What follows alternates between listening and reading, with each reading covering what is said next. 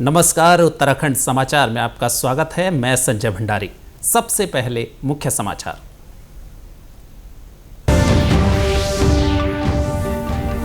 चमोली जिले के गौचर में कल हुए विवाद के बाद अब हालात पूरी तरह सामान्य। गौचर के साथ ही कर्णप्रयाग में भी लागू की गई धारा 163। दोनों जगह पर्याप्त संख्या में पुलिस बल की तैनाती।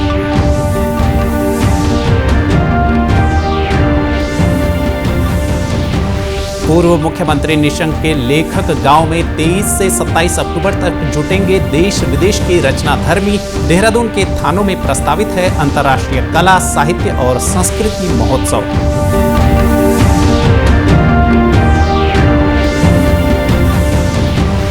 और चारधाम यात्रा 2024 पहुंची अंतिम चरण में। अब तक 40 लाख से अधिक श्रद्धालुओं ने किए धामों के दर्शन। तीर्थ यात्रियों के लगातार पहुंचने का सिलसिला जारी।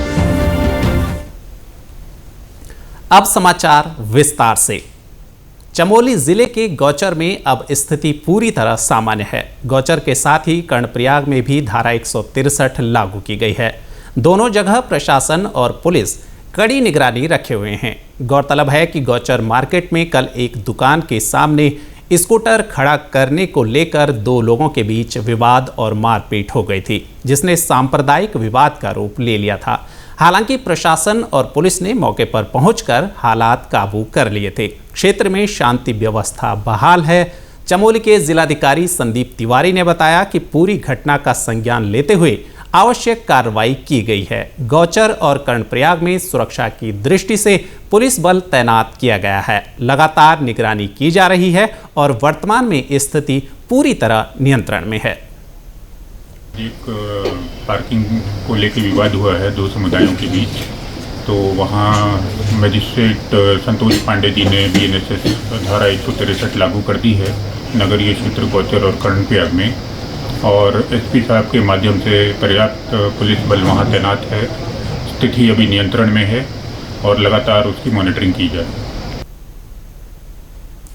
मुख्यमंत्री पुष्कर सिंह धामी ने खाद्य पदार्थों में थूकने की घटनाओं की निंदा की है। उन्होंने कहा कि इस तरह की किसी भी घटना के लिए उत्तराखंड में कोई स्थान नहीं है। अगर कोई इस तरह की हरकतें करते हुए पाया जाएगा तो उसके खिलाफ कठोर कार्रवाई की जाएगी। मुख्यमंत्री ने कहा कि इस तरह की घटनाओं से न केवल खाद्य पदार्थ दूषित होते हैं बल्कि लोगों की भावनाएं भी आहत होती हैं।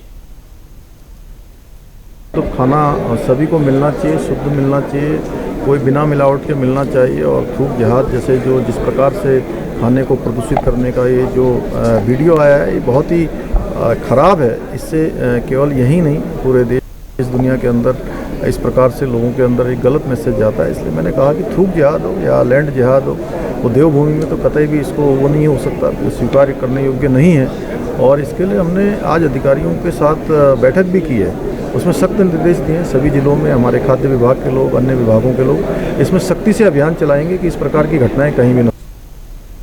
आपको बता दें कि हाल ही में सोशल मीडिया पर होटल और ढाबा जैसे व्यावसायिक संस्थानों में खाद्य पदार्थों में थूकने की घटनाओं के वायरल होने के बाद मुख्यमंत्री के निर्देश पर पुलिस महानिदेशक अभिनव कुमार ने सख्त कार्रवाई शुरू कर दी है।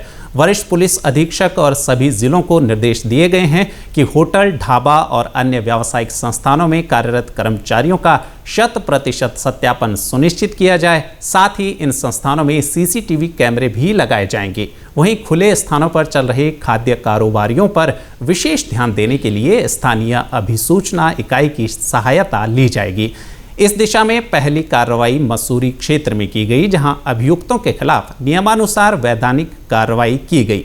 इस तरह के घृणित और अवैध गतिविधियों पर अंकुश लगाने के लिए अभियोग भी पंजीकृत किया जाएगा। पुलिस महानिदेशक ने कहा है कि स्वास्थ्य और खाद्य विभाग, नगर निगम, जिला पंचायत और स्थानीय संस्थाओं के सहयोग से जन जागरूकता अभियान चलाया जाएगा ताकि इस प्रकार की घटनाओं को पूरी तरह से रोका जा सके। पूर्व मुख्यमंत्री डॉक्टर रमेश पोखरियाल निशंक ने देहरादून के थानों इलाके में लेखक गांव की स्थापना की है। यहां 23 से 27 अक्टूबर तक अंतर्राष्ट्रीय कला, साहित्य एवं संस्कृति महोत्सव का आयोजन प्रस्तावित है, जिसमें देश विदेश के जाने माने साहित्यकार, कलाकार और विद्वानों के शामिल होने की उम्मीद है।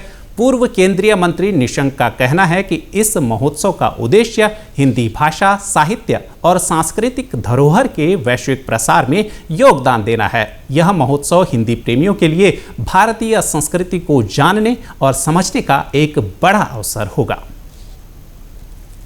एक लेखक गांव छोटा सा, जहां सारे देश के लोग अपनी रचना धर्मिता को आगे बढ़ा सकेंगे।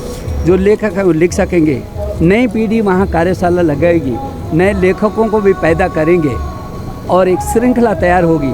जिन लोगों के मन में छटपटाहट है लेकिन वो लिखने का उनको परिवेश नहीं मिलता, वो भी सब लेखक गांव में आकर के अपनी वो अंदर की भावनाओं को, वो जो जज्बा है उनका, जो छटपटाहट है, उसको शब्दों के माध्यम से उकेर सकेंगे और जो भी वहाँ लिखेगा उसका प्रकाशन वो लेखक गांव करेगा। अभी 25, 26, 27 अक्टूबर को ये अंतर्राष्ट्रीय महोत्सव लेखक गांव थानों में मनाया जा रहा है, जिसमें लगभग 50 देशों से भी अधिक देशों के लोग सम्मिलित होंगे और भारत के तो कोने कोने से सभी साहित्य, संस्कृति और कला प्रेमी एकजुट होंगे। वो भी शायद क्योंकि ये देश का पहले लेखक गांव है जहां रचना धर्मिता के सभी लोग एक मंच पर आकर के अपनी प्रतिभाओं का न केवल प्रकाशन करेंगे बल्कि संवेदनाओं को बचाने की एक मुहिम भी शुरू करेंगे। यहाँ रुकेंगे एक छोटे से ब्रेक के लिए, आप बने रहिए हमारे साथ।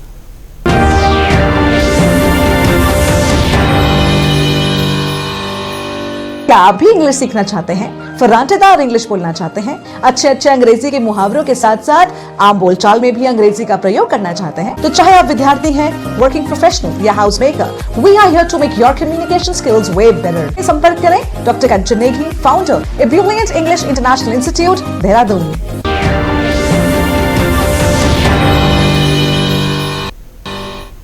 ब्रेक के बाद एक बार फिर आपका स्वागत है। बढ़ते हैं अगली खबर की ओर। चारधाम यात्रा में इस साल आने वाले तीर्थ यात्रियों की संख्या 40 लाख के पार हो गई है। अब चारधाम यात्रा अंतिम चरण में पहुंच रही है और श्रद्धालु लगातार धामों में दर्शन के लिए पहुंच रहे हैं। बद्री केदार मंदिर समिति के अध्यक्ष अजिंद्र अजय ने कहा कि यात्रा की लगातार मॉनिटरिंग की जा रही है। में बड़ी संख्या में श्रद्धालु तीर्थयात्री आ रहे हैं। आप जानते हैं कि इस वर्ष मानसून के सीजन में काफ़ी वर्षा हुई थी। वर्षा के कारण से मार्ग बाधित हुए थे, खास करके जैसे केदारनाथ धाम का जो पैदल मार्ग है वो भी कई स्थानों पर बाधित हो चुका था। लेकिन प्रदेश सरकार के स्तर से बहुत तेज़ी के साथ में जो राहत और पुनर्वास के पुनर्स्थापना के कार्य संचालित किए गए, उसके कारण व्यवस्थाएँ जो थी वो सुचारू कर दी गई थी। और वर्तमान में जिस गति से श्रद्धालुओं की संख्या, यात्रियों की संख्या हमारे धामों में पहुंच रही है, उससे लगता है कि बड़ी संख्या में कपाट बंद होने तक बड़ी संख्या में इस वर्ष भी श्रद्धालु तीर्थयात्री धामों में पहुंचेंगे। प्रदेश सरकार के स्तर से, माननीय मुख्यमंत्री जी के स्तर से निरंतर जो यात्रा व्यवस्था है उनकी निरंतर मॉनिटरिंग की जा रही है। आपको बता दें कि चारधाम यात्रा से स्थानीय व्यापारियों और बड़ी संख्या में लोगों को रोजगार उपलब्ध होता है।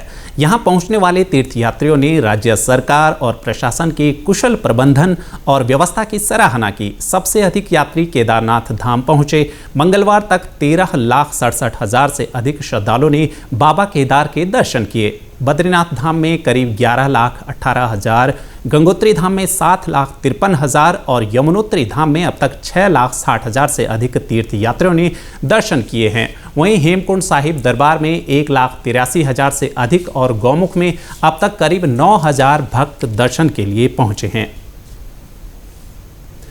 इसके साथ अभी तक के समाचार समाप्त हुए। दूरदर्शन समाचारों से जुड़े रहें। मिलते हैं फिर शाम 5 बजे के बुलेटिन में। नमस्कार।